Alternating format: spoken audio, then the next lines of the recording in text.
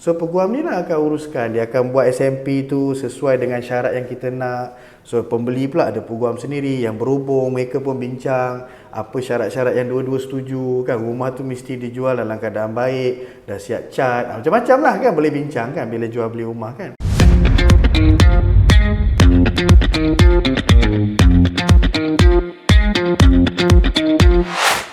Perlu tak kita lantik peguam untuk jual beli rumah kita? Sama ada kita sebagai pemilik ataupun kita sebagai pembeli. Perlu tak kita lantik peguam? Saya suka buat satu contoh macam ni lah. Setiap kali kalau orang tanya soalan ni kan.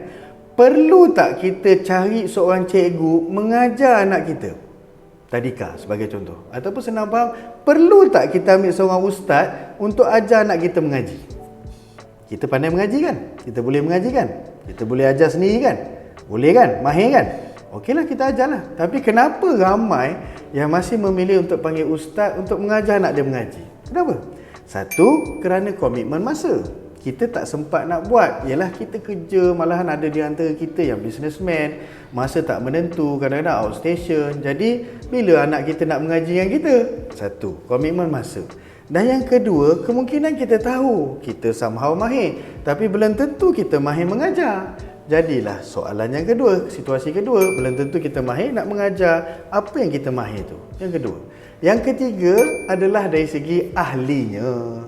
Yang mahir mengajar, yang ada masa, boleh buat dengan baik dan boleh selesai dengan baik dengan sedikit kos yang kita kena bayar. Sama juga simulasi yang sama. Setiap kali orang tanya saya, "Sir, boleh ke? Boleh tak saya buat sendiri benda ni?" Jawapannya boleh, tak ada masalah pun.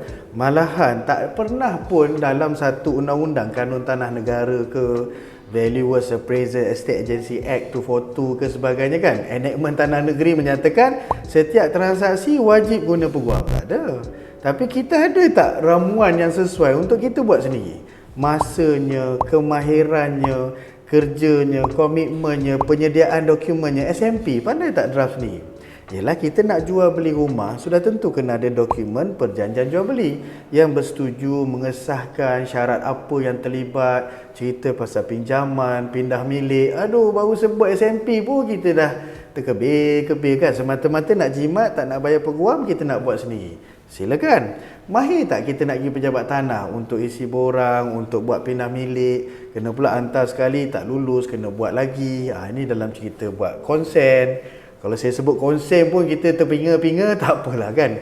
Kita serahkan pada ahlinya dan kita fokus apa yang kita mahir dan kita bagi komitmen masa, tenaga pada benda kita mahir tu dengan sepenuhnya. So kita pun buat duit, kita bayarlah kepada mereka yang ahlinya untuk buat. So dia boleh berlaku, ada je kadang-kadang berlaku di mana contoh jual beli tanah yang kecil. Ada berlaku tu banyak kes-kes yang saya uruskan, iaitu penjual jual sekeping tanah 1 ekar 30,000. Contoh senang So dekat Melaka masa tu, saya pun pergi Melaka, saya cakap kat owner, "Tuan, okey sekarang ni buyer datang. Saya ada buyer ni pula nak beli cash." Contoh kan. So bila buyer tu nak beli cash 30,000 tersebut, jadi dia pun tanya owner, kan buyer yang propose, "Saya nak beli cash, tuan pula nak jual dalam keadaan tak ada hutang."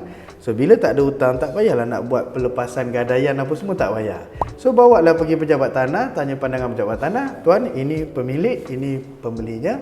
So ini duitnya, bank draftnya 30,000. Boleh kita buat pindah milik?" Pejabat tanah pun bagi kerjasama. Dia kata, "Okey, isi borang 14A ni, so insyaAllah yang lain semua kita uruskan." Maksudnya pejabat tanah dia hantar ke LHDN untuk stamp duty, dan jadi benda tu boleh dipindah milik dengan baik. So boleh tak guna peguam untuk uruskan jual beli? Boleh. So something yang dia punya arrangementnya sangat ringan lah, very light, sangat ringkas kan. Tak adalah melibatkan nak lepaskan gadaian, nak kena masukkan gadaian baru, kena pula kalau leasehold tu biasa berlaku nak kena mohon kebenaran pindah milik dengan pejabat tanah semua kan. So benda ni semua bukan sahaja kita tak belajar, malahan kita juga tak ada kapasiti dan kita bukan ahli untuk buat kerja-kerja ni.